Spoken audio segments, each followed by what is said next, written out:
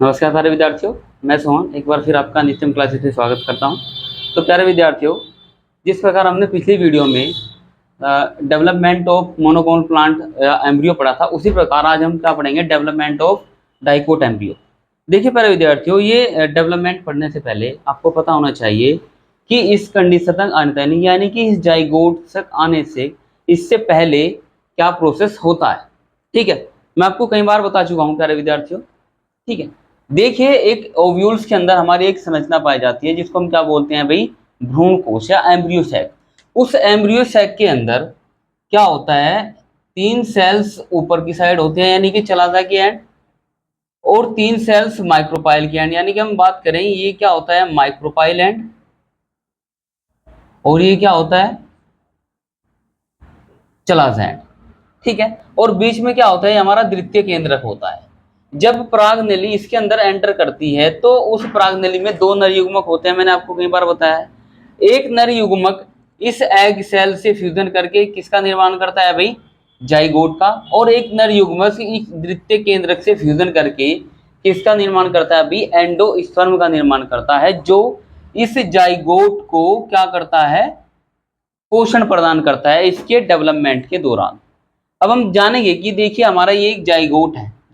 Zygote क्या होता है हमारा, 2n होता है, डिप्लॉयड होता है। जब ये क्या होता है, अनफेवरेबल कंडीशन में होता है तो उस कंडीशन में हम इसको क्या बोलते हैं, ऊस्पोर। इसको हम जाइगोट भी बोलते हैं और इसको हम ऊस्पोर भी बोलते हैं। ठीक है, अब देखिए जब इसके लिए परिस्थितियां अनुकूल होती हैं, जब इसको एंडोस्पर्म के से क्या मिलता है, पोषण मिलता है, तो क्या होता है, इसमें ट्रांसफर डिवीजन होता है। ट्रांसफर डिवीजन के दौरान ये जाइगोट एक सेल से 2 सेल्स का हो जाता है। अब देखिए यहाँ इस चलाजा एंड की साइड एक सेल्स का निर्माण होता है, उस सेल्स को क्या बोलते हैं हम, टर्मिनल सेल। और माइक्रोपाइल एंड की साइड इसमें क्या होता है, बेसल सेल्स का निर्माण होता है।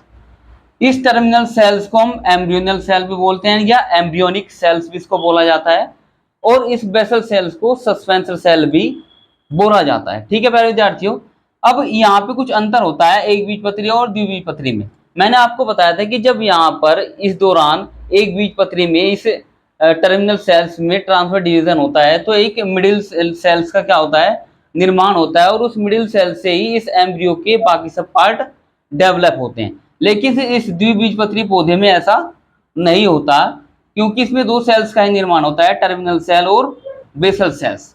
ठीक है, और ये क्या होती है, इस बेसल सेल्स को सस्पेंसर सेल भी इसको हम बोलते हैं, और टर्मिनल सेल्स को एम्ब्रियोनल सेल्स भी इसको बोला जाता है। अब देखिए यहाँ पर 2 प्रकार के डिवीजन होते हैं। बेसल सेल्स में ट्रांसफर डिवीजन होता है और टर्मिनल सेल्स में वर्टिकल डिवीजन होता है। आप यहाँ पे देख रहे होंगे, यहाँ पे क्या हुआ, वर्टिकल डिवीजन, और यहाँ पे क्या हुआ, ट्रांसफर डिवीजन। तो यहाँ पर क्या होगा, ये 4 सेल स्टेज हो गया है, और 4 सेल स्टेज को ही क्या बोलते हैं, टी शेप्ड स्टेज एम्ब्रियो उसको बोला जाता है। ठीक है प्यारे विद्यार्थियों, अब क्या होता है, ये जो हमारी नीचे की बेसल सेल या सस्पेंसर सेल होती है, इसमें लगातार वृद्धि होती रहती है, और ये 2 सेल से 4 सेल, 4 से 6, 6 से 8 और 8 से 10 सेल्स ये लंब के रूप में एक स्थापित हो जाती है। और ऊपर वाली सेल्स में यानी कि एम्ब्रियोनल सेल में यानी कि टर्मिनल सेल्स में एक ट्रांसफर डिवीजन होता है, और इसके ऊपर एक संरचना का निर्माण होता है, और उसको क्या बोलते हैं भाई, उस संरचना को भी 4 सेल स्टेज ही बोला जाता है। अब वृद्धि के दौरान इसमें लगातार क्या होता है, डिवीजन चलता रहता है। इसमें क्या होता है, जो ऊपर यानी कि टर्मिनल सेल्स में क्या होता है, पेरिक्लाइनल डिवीजन होता है। क्या होता है, पेरिक्लाइनल डिवीजन होता है, और पेरिक्लाइनल डिवीजन होने के बाद ये जो हमारी 4 सेल स्टेज है, ये क्या हो जाती है, हमारी 8 सेल स्टेज हो जाती है।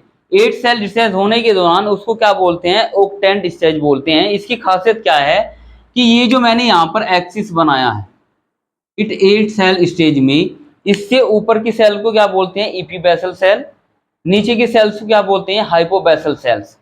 ठीक है प्यारे विद्यार्थियों, और ये जो नीचे की तरफ आपको कुछ कोशिकाएं दिख रही हैं, इनको क्या बोलते हैं, सस्पेंसर सेल।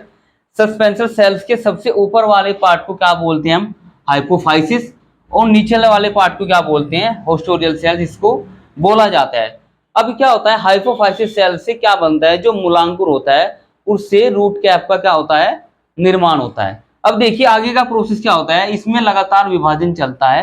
लगातार विभाजन होने से यानी कि ये जो हमारी ईपीबेसल सेल्स हैं और हाइपोबेसल सेल्स हैं, इसमें क्या होता है, इसके अंदर तो होता है पेरिक्लाइनल डिवीजन यानी कि परिणत विभाजन, और इसके ऊपरले वाली सेल्स में क्या होता है, वर्टिकल डिवीजन। इससे क्या होता है, ये 8 सेल स्टेज जो एम्ब्रियो होता है हमारा, ये 16 सेल स्टेज एम्ब्रियो बन जाता है, और इस स्टेज को हम क्या बोलते हैं, ग्लोबुलर स्टेज भी हम इसको बोलते हैं। ठीक है, और नीचे ही मैंने आपको बता दिया कि नीचे की जो सेल्स हैं इनको क्या बोलते हैं हम, सस्पेंसर सेल।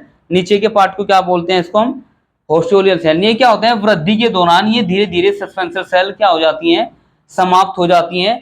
और जब देखिए यहाँ पे आप मैंने नाम लिखा है यहाँ पर डर्मेटोजन सेल्स, जब इसमें इपीबेसल सेल्स और हाइपोबेसल सेल्स में लगातार विभाजन होता रहता है, तो यहाँ पर इसके ऊपरली साइड एक सेल्स का निर्माण होता है, इसको क्या बोलते हैं, इपीडर्मल सेल। क्या बोलते हैं, इपीडर्मल सेल। और इसी इपीडर्मल सेल से इस डर्मेटोजन सेल्स का या डर्मेटोजन लेयर का क्या होता है, निर्माण होता है। ठीक है प्यारे विद्यार्थियों, अब देखिए इसमें लगातार विभाजन चलता रहता है, पेरिक्लाइनल या एंटीक्लाइनल डिवीजन चलता रहता है। इस डर्मेटोजन लेयर में लगातार वृद्धि होने से ये क्या हो जाता है, थोड़ा ऊपर की तरफ कर्व इसका मुड़ जाता है, यानी कि इसकी शेप कैसे हो जाती है, हार्ड शेप स्ट्रक्चर ये बन जाता है। और इस लगातार इसमें 3 लेयर का निर्माण होता है। जिस प्रकार मानव भ्रूण के दौरान 3 लेयर का निर्माण होता है, एंडोडर्म, मेसोडर्म और अपर डर्म, उसी प्रकार इसमें भी 3 स्तरों का निर्माण होता है। ऊपर की लेयर को क्या बोलते हैं हम, डर्मेटोजन। इसके नीचे की लेयर को क्या बोलते हैं हम, पेरिप्लेम। ये अंदर वाला हिस्सा क्या कहलाता है, ये वाला, इसको क्या बोलते हैं हम, प्लियोरोम, इसको हम बोलते हैं। ठीक है प्यारे विद्यार्थी, अब देखिए ये जो हमारा डर्मेटोजन लेयर है, इसमें भी लगातार ऐसे ही विभाजन चलता रहता है। और इससे किसका निर्माण होता है भाई, 2 कोटिलिडन्स का निर्माण होता है, यानी कि 2 बीज पत्र का क्या होता है, निर्माण होता है। अब दोबारा फिर मैं आपको वहां पे बताना चाहूंगा। देखिए यहाँ पे मैंने आपको बताया था कि ऊपर की सेल्स को क्या बोलते हैं हम, इपीबेसल सेल। नीचे की सेल को क्या बोलते हैं, हाइपोबेसल सेल। अब देखिए ये जो हमारी इपीबेसल सेल और हाइपोबेसल सेल्स हैं, इनसे किसका निर्माण होता है, यानी कि जो जो हमारी संरचना है, ऑक्टेंट जो संरचना है, इसकी जो इपीबेसल सेल्स है उससे किसका निर्माण होगा, उससे क्या होगा, प्रांकुर का निर्माण होगा, बीज पत्र का निर्माण होगा। ठीक है, और ये जो हमारी हाइपोबेसल सेल्स है, इस हाइपोबेसल सेल से किसका निर्माण होता है, इस एम्ब्रियो के अंदर हाइपोबेसल सेल से किसका निर्माण होता है भाई, रूट रीजन का या मूलांकुर का निर्माण होता है। ठीक है, साथ ही साथ मैंने आपको बताया कि इस हाइपोफाइसिस सेल से किसका निर्माण होता है, रूट कैप का निर्माण होता है। यानी कि जब ये वृद्धि के दौरान इसमें 2 बीज पत्र का निर्माण हो जाता है, इस ये नीचे वाला हिस्सा क्या कहलाता है, रूट रीजन। इस रूट रीजन के नीचे क्या होता है हमारा, ये रेडिकल होता है। यहाँ पर क्या होता है, ये रेडिकल होता है, और रेडिकल के ऊपर क्या होता है, एक रूट कैप होती है, जिससे इसका निर्माण किससे होता है, हाइपोफाइसिस से होता है। और इस वाले पार्ट को क्या बोलते हैं हम, रूट रीजन बोलते हैं। अब देखिए इस संरचना में एक एक्सिस आपको यहाँ पे दिखाई देती है, क्या दिखाई देती है, एक एक्सिस आपको दिखाई देती है, इसको क्या बोलते हैं, एम्ब्रियोनल एक्सिस इसको बोला जाता है। अब इससे किसका निर्माण होता है, इससे ऊपर वाले पार्ट को हम क्या बोलते हैं भाई, इपिकोटाइल। यानी कि इसके ऊपर वाले पार्ट को क्या बोलते हैं हम, इपिकोटाइल। और नीचे वाले पार्ट को क्या बोलते हैं, हाइपोकोटाइल। इसका निर्माण किससे होता है, ये जो हमारी इपीबेसल सेल से किसका निर्माण होता है, इपिकोटाइल का। और हाइपोबेसल सेल से किसका निर्माण होता है भाई, हाइपोकोटाइल का निर्माण होता है। अब देखिए ये कुछ संरचना ऐसी बनी है, अगर मैं इसका डायग्राम और बनाऊं कि इसका डायग्राम आगे कैसे बनेगा, एक छोटा सा डायग्राम में और बना लेता हूं, आपको समझने में थोड़ा आसानी होगा।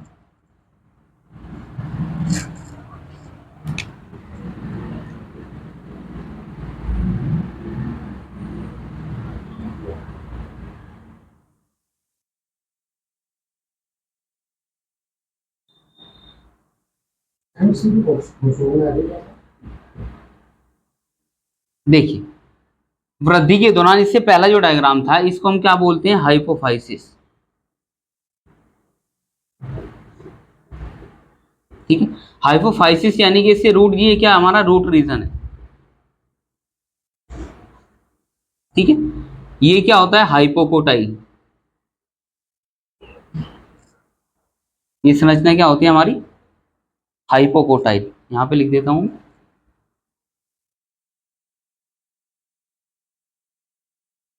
और ये क्या होता है हमारा इपिकोटाइल। और ये क्या है तो हमारे पास बीजपत्र यानी कि कोटिलीडन्स यानी कि बीजपत्र है।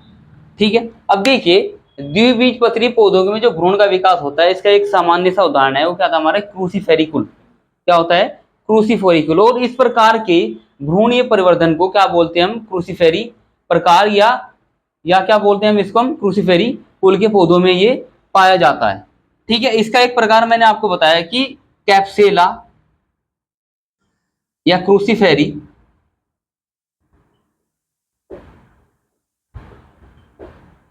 क्रूसीफेरी बुर्सा बुर्सा पेस्टोरिस पौधे में ये डाइकोट प्लांट का एम्ब्रियो डेवलपमेंट हम समझते हैं। ठीक है प्यारे विद्यार्थियों, तो उम्मीद करता हूँ ये आपने सेशन एंजॉय किया होगा, आपको ये समझ आया होगा। अगर ये समझ आया है तो अपने दोस्तों को शेयर कीजिए और हमारे चैनल को क्या कीजिए सब्सक्राइब कीजिए। धन्यवाद, नमस्कार।